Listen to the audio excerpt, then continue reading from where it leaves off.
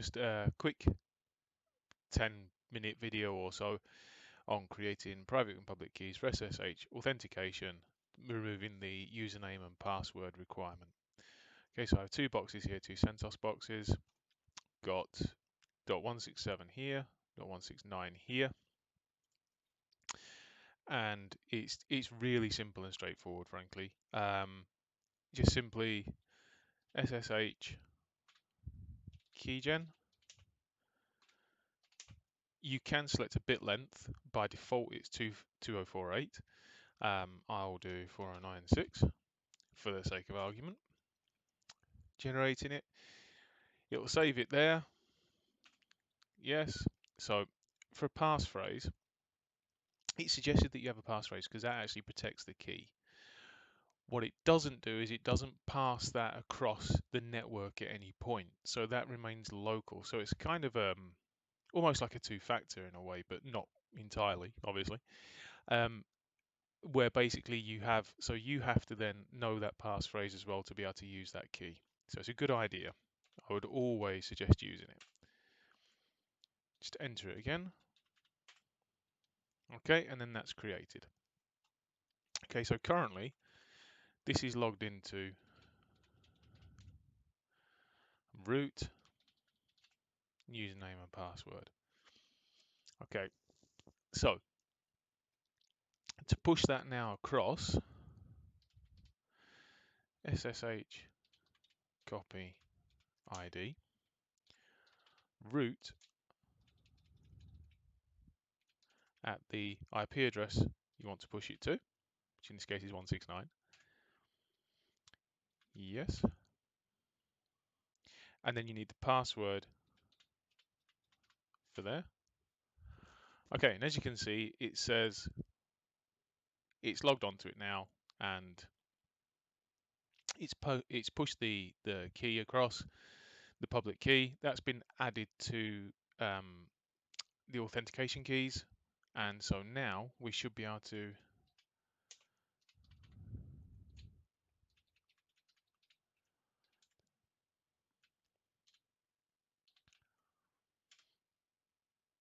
passphrase for the key, which we selected earlier, and then as you can see, we're on this box here. Okay, so that's fine, other than the fact that you can still SSH from somewhere else. Okay, so from here, I will use that certificate. If somebody else is SSHing in, they can use the username and password because we haven't altered anything in the config. This is held in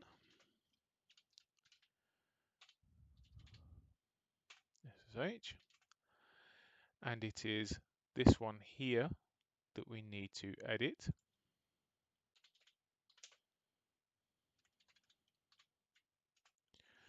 And what we're looking for in here is password authentication,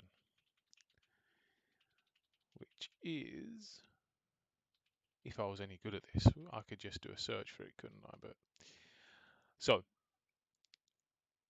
essentially an SSHD config, this one here, this part here, basically means it's going to follow the default unless it's got another instruction. And that's what we're going to put in here. So we're just going to say now, no. Write that out. And then restart the SSHD daemon so it rereads it. And now, if we wanted to SSH from somewhere else, we would need to use the certificate. So you'd need to pass the certificate onto another box. That is all fine and dandy, frankly, when it's Linux. But there's a few more steps involved moving it onto a Windows machine because you have to use puttygen to create the PPK file.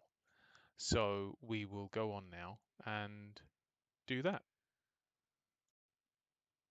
So I did as well. I had a look at the packet captures between the two between the public key authentication and the username and password and found an interesting thing. I don't know how it helps, but it's obviously the less information you give away whilst connecting to a box or something like that is obviously going to be better. And the interesting thing was, if we look at this one, so this is the username and password, and we see that the client pushed the Ubuntu version as well. However, with public key, it didn't. It was only the version of SSH. As I say, I don't necessarily mean I don't know if that necessarily means that it's going to be so much more secure, but certainly if you were connecting to a compromised box, for instance, the less information you give away about your connecting client, the better. So that's something to bear in mind as well as I think a positive for public key authentication. So on Windows then, we need to get the key across to Windows and then import it and then use it as a PPK to log onto the box.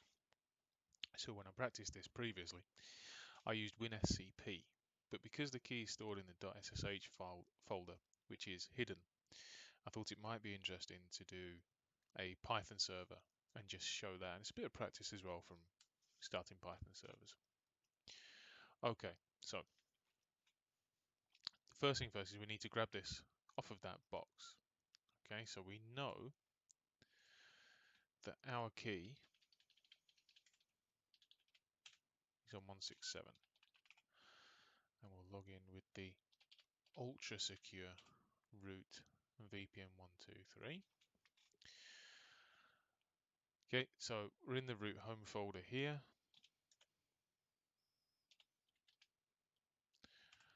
c2.ssh, and we can see our keys in there. Now, if we just use WinSCP, we haven't got the privileges to get through to that, and there's no way that I found anyway of exposing the hidden folders. But that's no bother. Okay, so Python m simple HTTP server and port 80. Okay, so now we're serving that from port 80. In here, just browse to that site, and then we can see that we've got the files that are in here are now here. Click on that to download it. Copy it onto the desktop. And then get rid of the Python server, of course, because you don't want to sit there serving your private keys to the world, which I did earlier on. Okay. So, PuttyGen. Import key, because that's what we're doing. Just download it there. You can see it's got one after it because I did practice earlier, as I said. Click on that. Needs the passphrase, which is the passphrase we configured when we made the key. Save private key. Again, incredibly secure. Just don't copy anything like that when you're using your own stuff. Okay, that is now saved. You can see at the bottom here. Like that.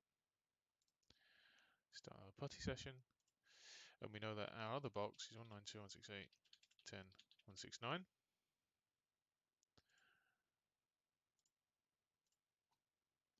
Browse to our root key and actually select it. Open. Now, ask you to log in as root. I'm going to do a little bit more digging as into why, because I don't really like that. And then it's using the imported OpenSSH key, VPN123, which is our passphrase for that key. And there you can see we're in, and that's all good. So that's then public key authenticated through Windows. So that's how to do it. I'll leave a link below to a write-up on this, which you can get from my website. Call back as and when you see fit.